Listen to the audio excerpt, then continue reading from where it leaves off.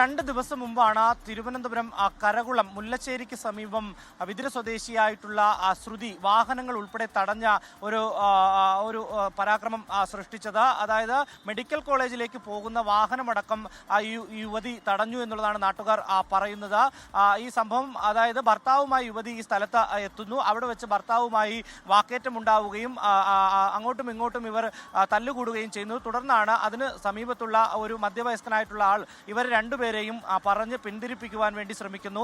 ഇതിനിടെ ഈ യുവതി ആ മധ്യവയസ്കനെ കരണത്തടിച്ചു എന്നുള്ളതാണ് നാട്ടുകാർ പറയുന്നത്. ഈ മധ്യവയസ്കൻ പോലീസിൽ പരാതി നൽകിയിട്ടുണ്ട്. തുടർന്നുള്ള തർക്കത്തിലാണ് നാട്ടുകാർ അടക്കം ഇവിടേക്ക് എത്തുകയും ശ്രുതിയുമായി വാക്കേറ്റത്തിൽ ഏർപ്പെടുകയും ചെയ്തു. തുടർന്ന് ഈ ശ്രുതി നടു റോഡിൽ കിടന്ന് തന്റെ ഇരുചക്ര വാഹനം നടു റോഡിൽ ഇട്ടതിനു ശേഷം വാഹനങ്ങളെല്ലാം തടഞ്ഞ് വലിയ രീതിയിലുള്ള ഒരു ഇടപെടൽ ഉണ്ടാക്കി എന്നുള്ളതാണ്, ആക്രമം ഉണ്ടാക്കി എന്നുള്ളതാണ് നാട്ടുകാർ പറയുന്നത്. അതിനുശേഷം തന്നെ മർദ്ദിച്ചു എന്ന് കാട്ടി നാട്ടുകാരുടെ പേരിൽ നെടുമങ്ങാട് പോലീസിൽ പരാതി നൽകുകയും ചെയ്തു. എന്തായാലും നെടുമങ്ങാട് പോലീസ് ഈ മധ്യവയസ്കൻ നൽകിയ പരാതിയിലും ഒപ്പം ഈ യുവതി അതായത് വിതുര സ്വദേശിയായിട്ടുള്ള ശ്രുതി നൽകിയ പരാതിയിലും ഇപ്പോൾ കേസ് രജിസ്റ്റർ ചെയ്തിട്ടുണ്ട്.